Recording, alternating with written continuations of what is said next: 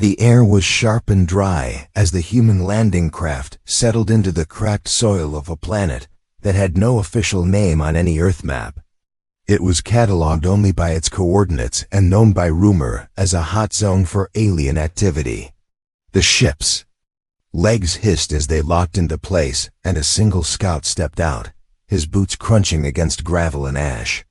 His name was Logan, a trained ground operator, part of a cautious but determined team sent to explore and report. No one expected trouble on this mission, yet everyone carried a weapon and the kind of silence only soldiers knew.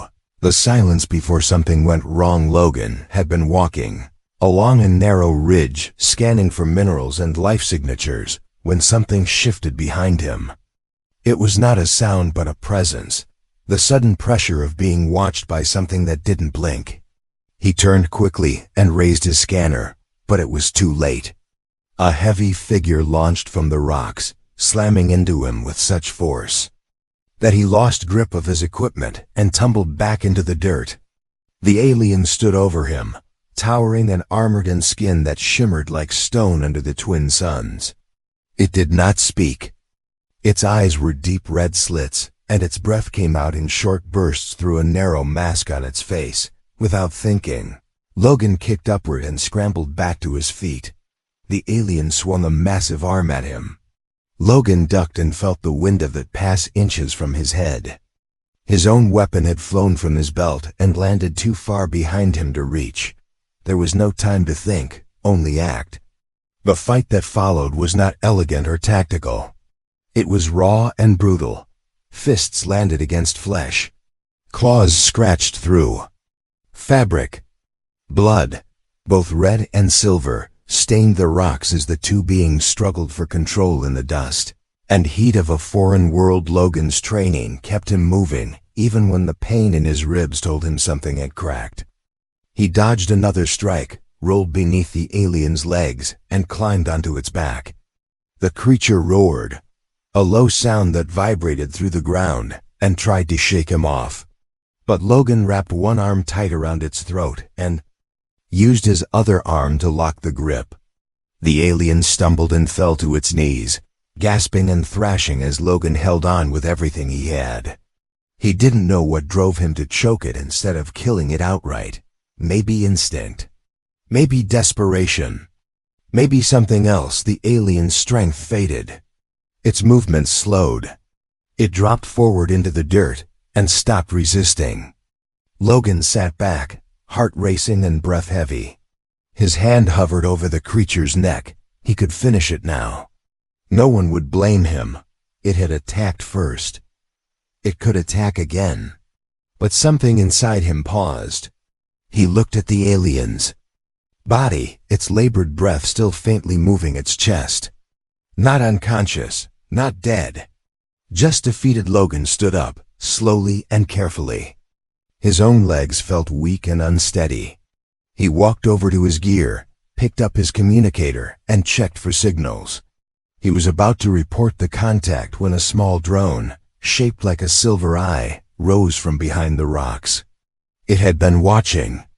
The entire time, Logan stared at it. It stared back.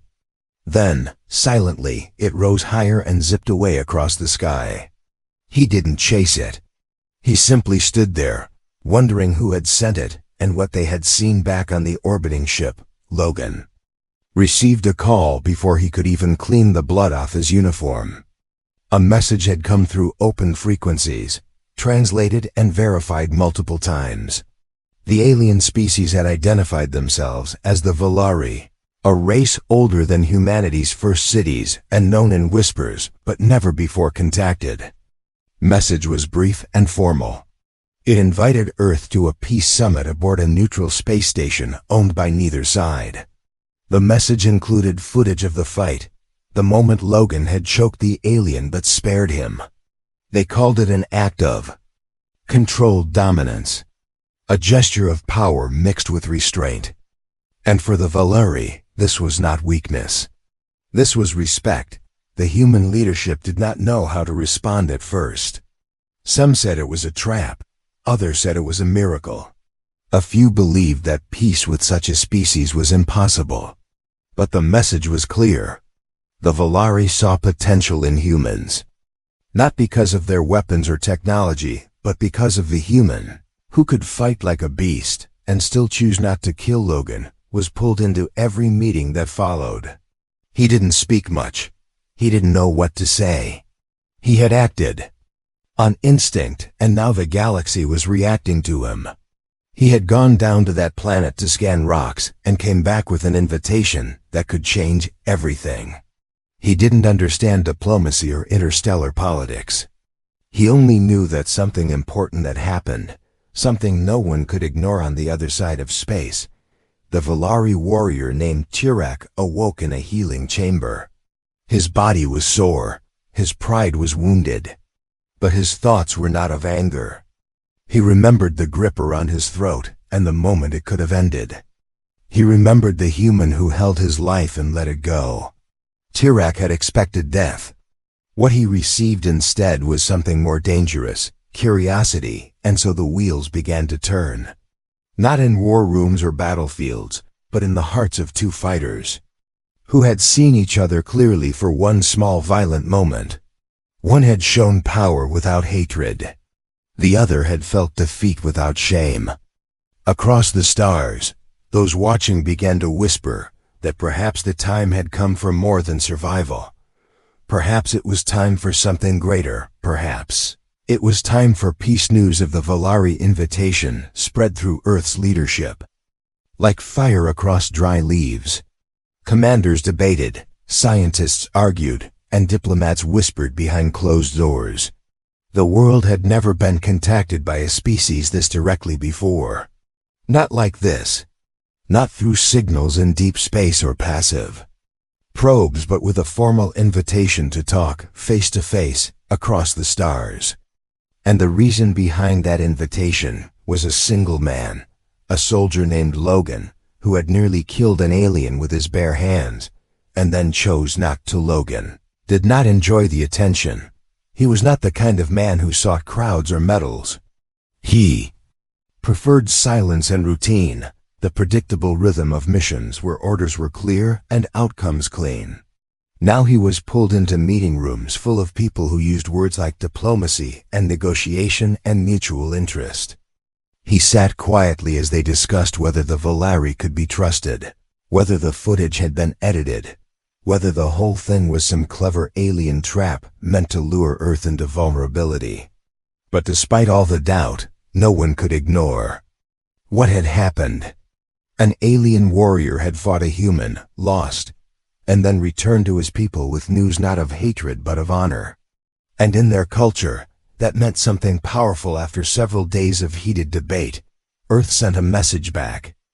To the Volari, the answer was yes. They would come. A summit would be held aboard an independent station orbiting a blue-white star, known to be neutral ground for several smaller species. The location was chosen to avoid showing dominance or weakness.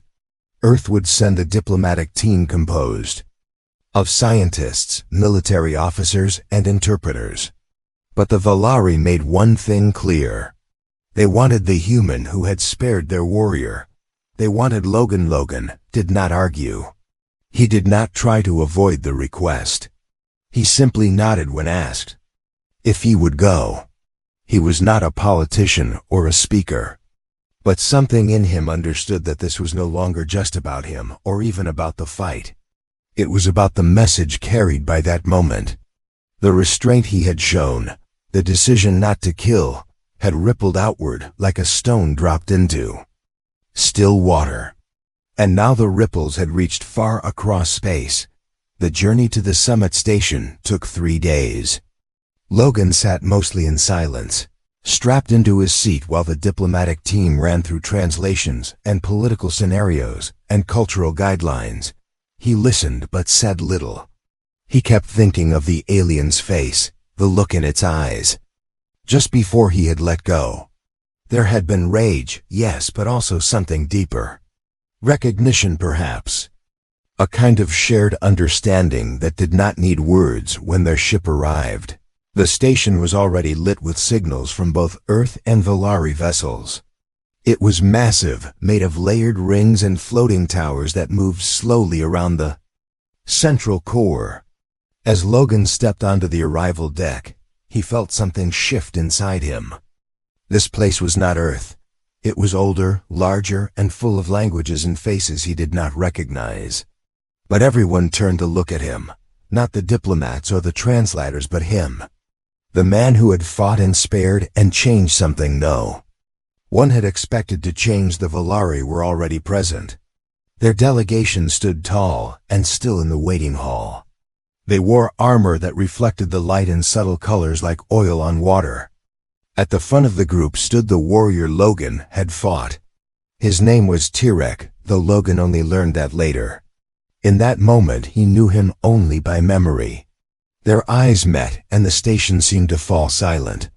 No words were exchanged. No gestures made, but something passed between them. Not apology, not threat. Something in between. The first session of the summit was quiet and tense. Earth's representative spoke of cooperation and peace. The Valari responded with careful formality. But it was clear both sides were testing each other, every word measured, every tone calculated. Yet despite the careful language, everyone could feel the weight of what had brought them here, a fight, a choice, a moment where violence could have turned to death, but instead became something else. Tirek was asked to speak. He stepped forward slowly and stood in the center of the hall. His voice was deep and calm. He did not tell the story of the fight as a loss, but as a test. He said he had expected the human to kill him and had prepared for it. But when death did not come, something inside him shifted. Not because he feared the human, but because he saw in him a kind of control the Valari respected. To fight with strength was common. To end a fight with purpose was rare. Then Logan was asked to speak. He did not prepare a speech. He walked into the center, looked at both sides, and said he had acted on instinct. He had fought to survive but did not want to kill if he didn't have to. He said he didn't know much about peace or councils, but he knew this. Sometimes the strongest thing a person could do was stop before going too far. The room was quiet after that. No one clapped, no one argued. But something had landed. Something had connected outside the summit room. Diplomats continued their quiet negotiations. Translations were refined. Cultural notes compared.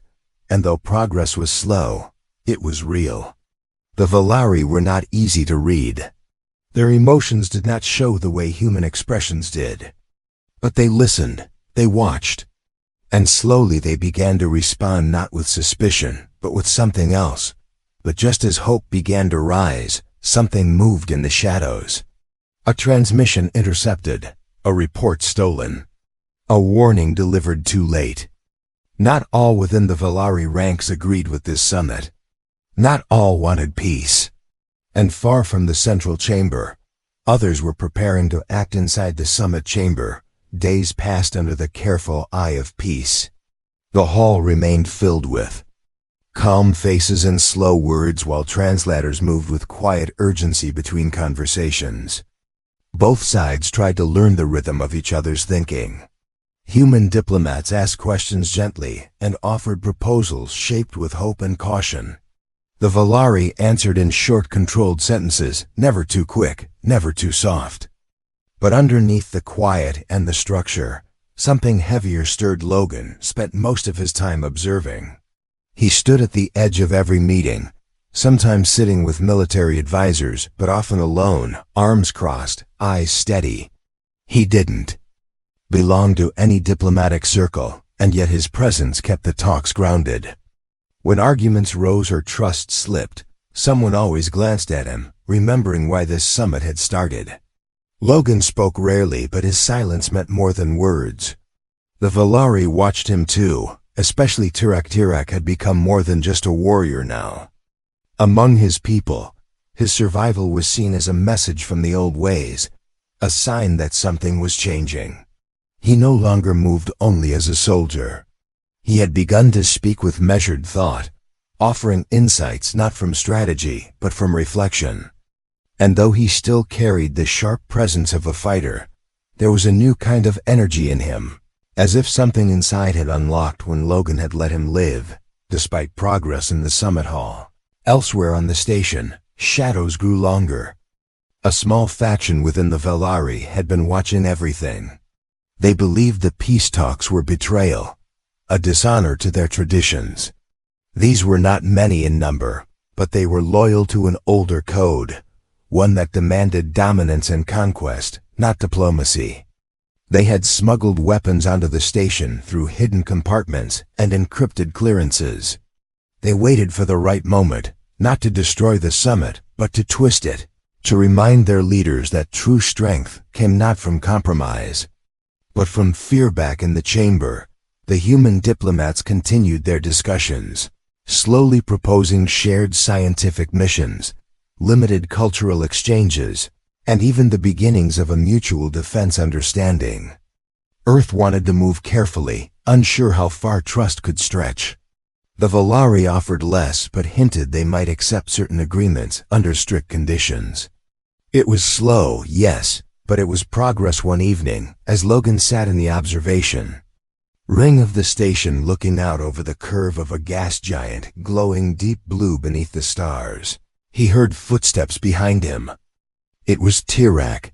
He approached without guards and stood beside Logan without speaking. The two men stared at the view for a long time. Logan finally asked if the Velari really believed peace could hold. Tirak replied not with confidence but with honesty. He said belief did not matter. What mattered was whether enough of them were willing to try. And he asked Logan the same. Logan thought for a while, then said he didn't know. He had seen humans destroy and save in equal measure. He had seen leaders lie and soldiers die without reason. But he also knew that sometimes the right fight wasn't against an enemy but against the anger that built inside before the fight even began. Tirak listened carefully and nodded once. That night changed something between them. They did not speak of forgiveness or friendship, but they began to understand each other beyond the surface. The following day, just as the council prepared to sign the first joint agreement, a symbolic charter that promised further talks, the attack came. It began with a disruption in the station's lower gravity ring. Lights flickered, doors locked. Emergency alarms did not sound. Instead, a silent code was sent across internal channels, and those who recognized it began to move. The rogue Velari, armored in blackened plates and carrying weapons forged from illegal cores, stormed the outer corridors.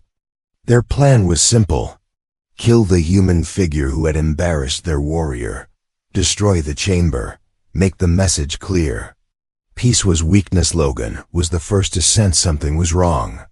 He had been trained to read the air around him, and when he saw a technician glance twice at the same control panel and then walk away fast, he moved. Tirak saw him leave and followed without question. They reached the outer hall just as the first blast door was breached.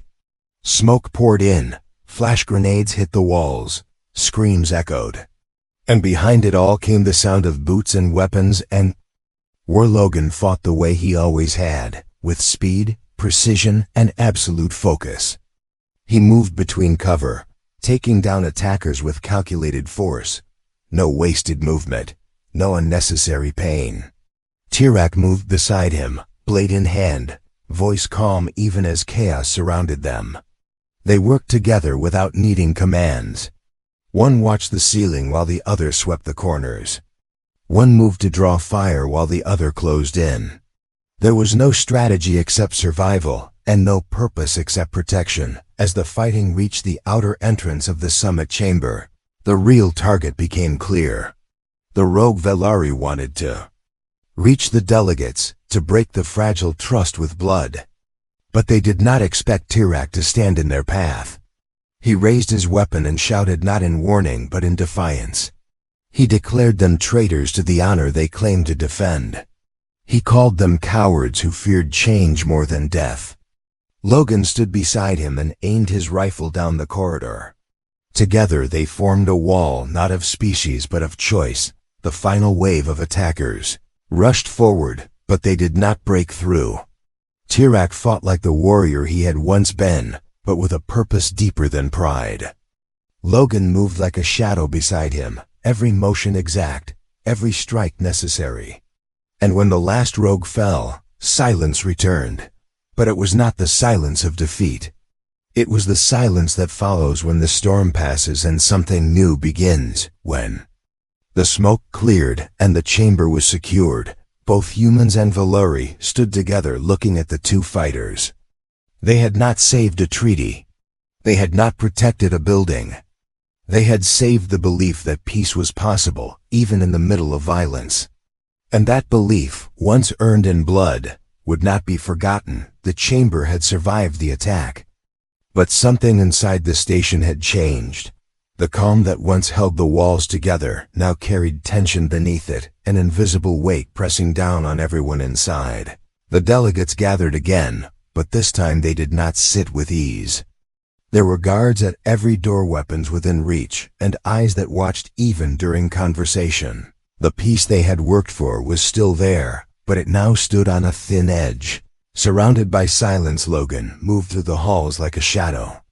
Not as a soldier on patrol, but as someone who had seen how quickly diplomacy could turn into combat.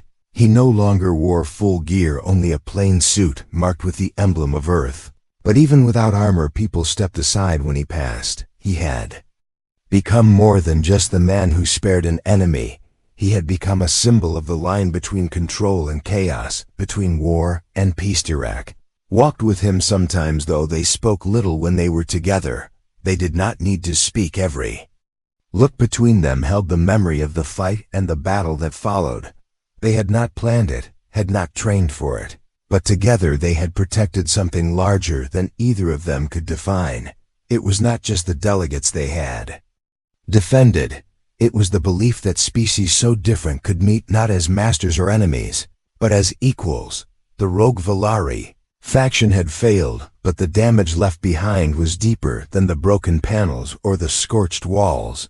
It was trust that had been cracked, and trust once broken is not easy to rebuild. Some members of the Valari Council began to question the summit's purpose again. Some humans whispered if it was worth the risk, if perhaps Earth should leave before another attack came. The diplomats worked around the clock, trying to hold the structure together with promises and small victories, but everyone knew one more violent moment could break it for good. In the center of this storm, Tirak made a decision. He called for a private session with both sides, no formal speeches, no scripted talks, just truth spoken in the same hall where the treaty had almost been signed. When everyone had gathered, Tirak stood in front of the long table where once suspicion had sat and began to speak not as a warrior or a delegate, but as someone who had changed. He told the room what his people believed, that strength came not from size or weapons, but from honor. That victory without respect was meaningless. He said that when Logan had defeated him and spared him, it was the first time he had seen that belief mirrored in someone not of his own kind. He spoke of how strange it was to feel defeated but not humiliated, how strange it was to feel curious instead of angry. Then he said something no one expected. He asked that the remaining members of the rogue faction be handed over to both Earth and Valari. Justice together, tried under shared law, not separated by species but joined in a single ruling. That shocked the room. No Valari had ever agreed to outside judgment before. But Tirak stood firm and said that if peace was real, then its laws must be real too, and that justice must belong to everyone or it would belong to no one. Logan stood after him and for the first time spoke without hesitation. He said he had come to this summit as a fighter, not a speaker, and he still didn't know the language of peace as well as others, but he knew how fast things could fall apart and how rare it was to stop something terrible before it went too far. He said he never thought choking someone would lead to something bigger, but now he understood that every decision, even in violence, could lead to something good or something worse, and that what mattered was who you became after the choice was made. The room stayed quiet for a long moment. Then slowly the Valari leader nodded, not with excitement, but with respect. he agreed to Tirax. Proposal and Earth's delegation followed. A joint council was formed to handle the rogue threat, and for the first time in the history of both species, laws were shared, written, and agreed upon together. Outside the chamber, the station began to breathe. Again, not loudly but slowly. The lights seemed brighter, the walls less tense. The guards stayed, but their weapons were lowered. Their eyes less sharp. The staff walked with less fear, and the translator started to laugh again between sessions. Small things, ordinary things, but powerful. Logan and Tirac returned to the observation ring late that evening. The stars stretched endlessly beyond the windows, and below the gas giants spun in perfect calm. Tirac looked at the planet and said that long ago his people believed peace was a kind of weakness, a quiet surrender that softened the blade of honor. But now he saw it differently. Peace was not soft, it was not weak, it was the harder fight, the longer one, and it demanded more courage than war ever had. Logan nodded and said he agreed, because peace asked people to trust each other, even when they had every reason not to. And that was harder than any battle he had fought. They stood there for a long time without words, letting the silence say what their voices could not. Behind them, in the chambers, the first treaty was signed. It was not final or perfect. It did not promise an end to all violence or a future without fear. But it was real, and it was written by two species who had once tried to kill each other, and now stood in the same room building something together. The summit had not been easy. It had burned, it had bled, but it had survived, and from that survival came something new, not built from power or fear, but from the choice to continue even when it would be easier to walk away. The summit had ended, but its echo traveled far beyond the station.